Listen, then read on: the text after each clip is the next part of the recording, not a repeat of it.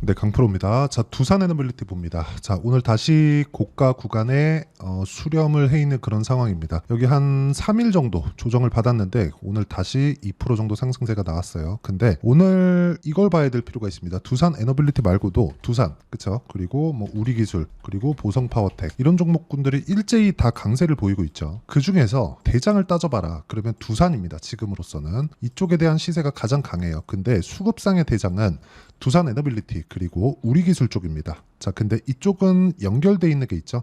원전입니다. 그리고 원전 관련된 이슈가 계속되고 있어요. 여기 보면 칠레 화력발전소, 그쵸? 이런 그 두산 에너빌리티가 수주할 수 있는 내용이 계속해서 늘어나는데 가장 중요한 건 원전 모멘텀이 떠야 돼요. 근데 제가 계속해서 말씀드려요. 주식시장에서 가격이 올라가기 위해서는 좋아지는 내용이 있어야 돼요. 지금 와 되게 좋아. 그래서 주가가 올라가는 게 아니라는 겁니다. 주가가 올라가려면 앞으로 좋아질 만한 내용들이 있어야 되고 그 좋아지는 것에 대한 내용은 미래 가치가 좋아지는 부분이에요. 예를 들어서 이런 겁니다.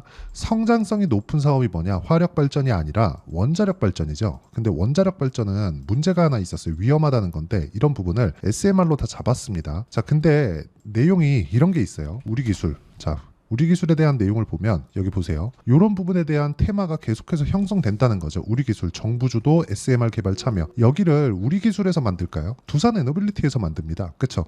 우리 기술에서 뭐 SMR에 대한 뭐 부품을 뭐 납품하고 장비를 납품하고 그런 부분에 대한 일부의 그 준하는 그런 사업분을 가지고 있는 거지. 결과적으로 보면 두산 에너빌리티가 다 가져갈 수 있는 그런 내용입니다. 근데 이런 상황이 왜 벌어지냐? 자, 최근에 전기 부족 사태가 나왔다는 거 알고 계실 겁니다. 그러면서 뭐 가온전선, 일진전기, 뭐 재룡 그룹주들 그리고 뭐 변압기 쪽 있죠. 이런 부분에 대한 그 시세들이 계속해서 강하게 나왔었어요. 그렇죠? 근데 애초에 생산 측면에서 확대시켜야 될 부분이 지금 부각되고 있는 거죠. 그런 부분이 없었다면 두산도 그렇고요. 우리기술도 그렇고요. 보성파워텍도 그렇고 그리고 두산 에너빌리티도 지금 뭐가 나와요? 고가 구간에 있다. 그리고 뭐 두산도 신고가에 있고요. 우리기술도 신고가에 있고요. 보성파워텍도 신고가 구간에 거의 들어왔습니다. 그렇기 때문에 우리는 꾸준하게 수익을 낼 수 있는 상황이 어떤 부분인가를 파악하는 게 중요합니다. 이게 뭐냐? 앞으로 좋아지는 내용이에요. 자, 지금까지는 규제에 묶여서 하지 못하고 있었던 부분을 앞으로는 규제가 풀리면서 그리고 또는 어쩔 수 없는 방향. 근데 그 어쩔 수 없는 방향이 막고 있었던 문제를 해결했다면 그게 SMR 방식인 겁니다. 그쵸? 소형, 모듈, 원자로. 자, 이런 부분을 우리가 한번 확인할 수 있는 방법이 있는데 그게 이 내용입니다. 여기 내용을 보시면요.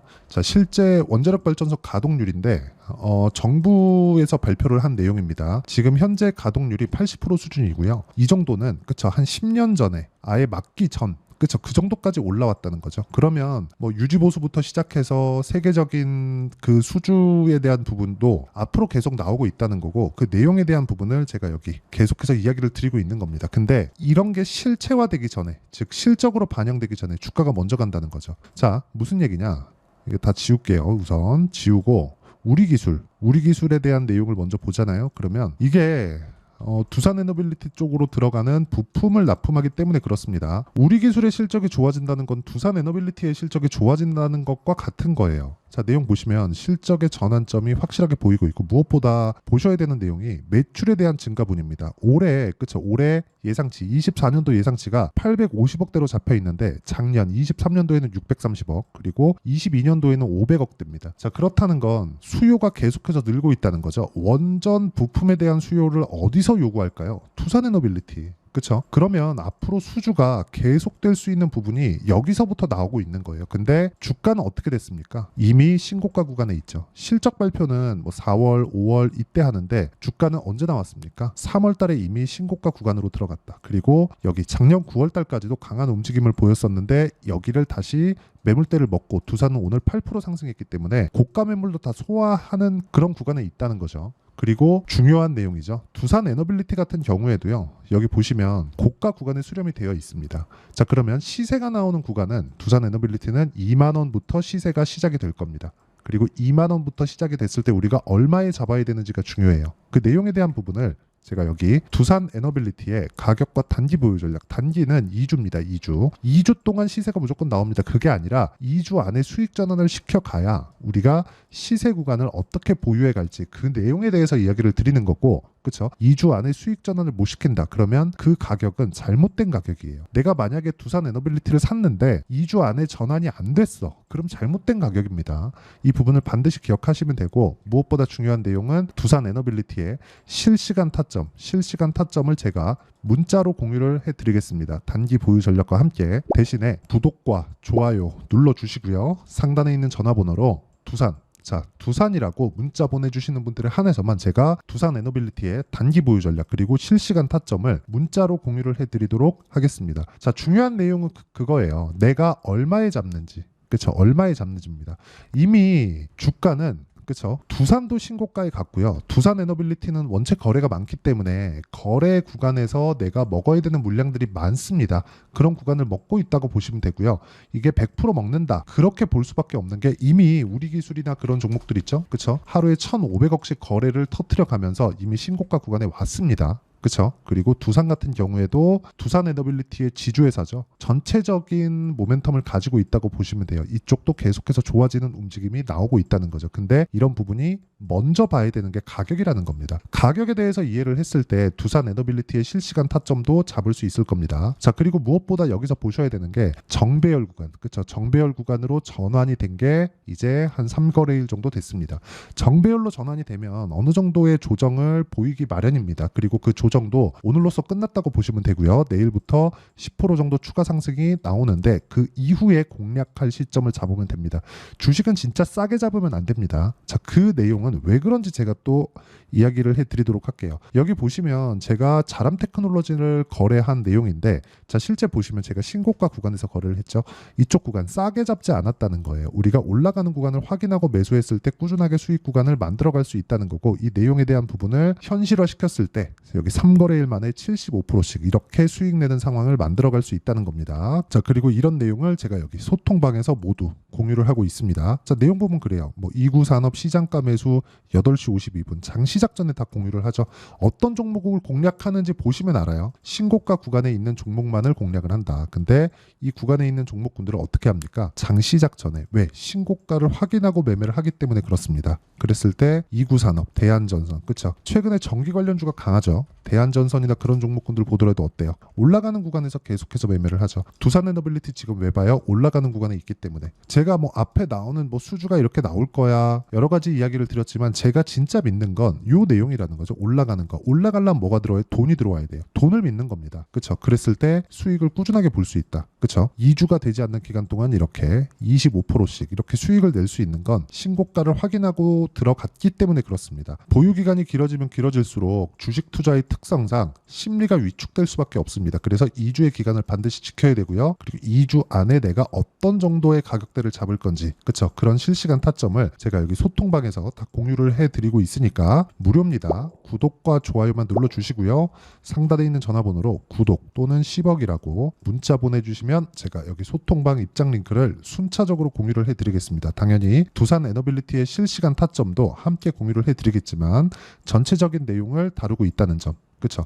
그래서 무엇보다 중요한 건 내가 어떤 식으로 거래를 해야 될지 그 내용에 대해서 파악하는 게 중요하고요. 자, 그리고 그런 부분을 파악했을 때 나만의 수익 모델을 만들 수 있다는 점, 이게 중요합니다. 그리고 두산에너빌리티를 포함해서 원전 관련주들, 뭐 우리기술 같은 경우에 오늘도 제가 매수를 한 종목들인데 이런 종목군들도 제가 소통방에서 다 공유를 해드리도록 하겠습니다. 내용 정리하면 그렇습니다. 원전에 대한 뭐 규제 사항이나 이런 부분이 어쩔 수 없이 풀려가고 있다. 근데 해결책은 있겠죠. 그게 SMR이고 SMR로 인한 매출에 대한 증가, 뭐 실적, 이익 증가, 매출 증가 이런 부분이 다 나오기 전에 이미 주가는 충분한 가격대로 올라와 있을 겁니다. 그 구간에서 시작점이 중요하다는 거고 그 시작점은 신고가입니다.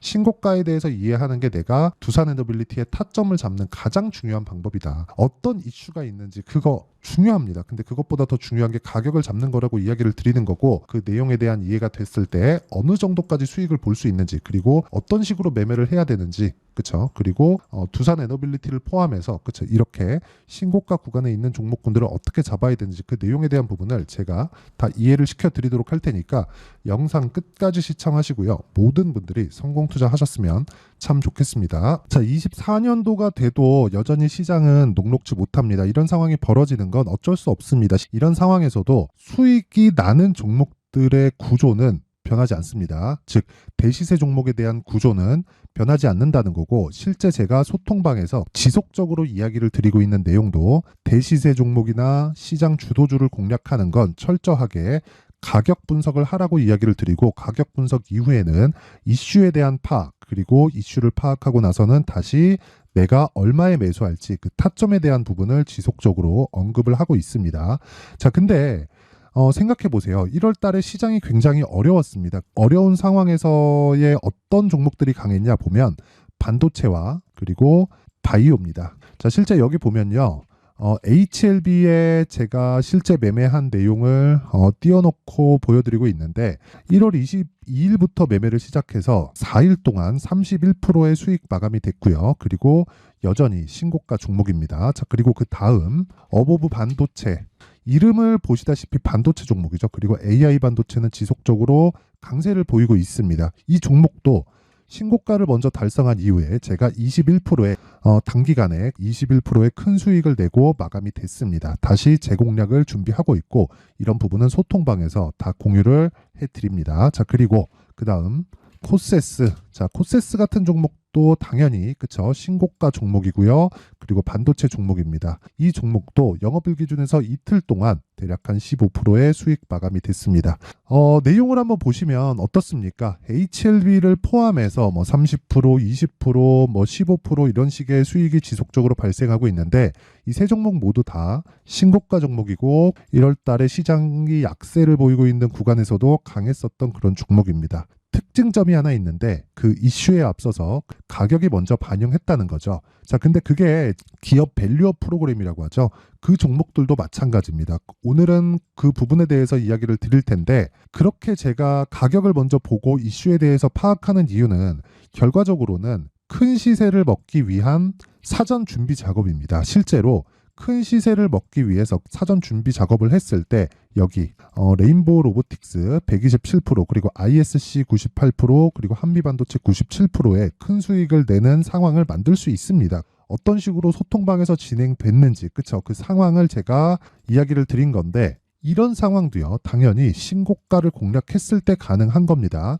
자, 그러면 이번에도 마찬가지입니다. 그쵸? 정부 주도의 코리아 디스카운트 해소 방안이 2월 달에 발표를 하고요. 그리고 2월 달에 발표된 내용을 토대로 주가가 움직이는 게 아니라 이미 움직인 내용이 있죠. 실제 이 내용은 크게 중요한 게 아니라는 겁니다.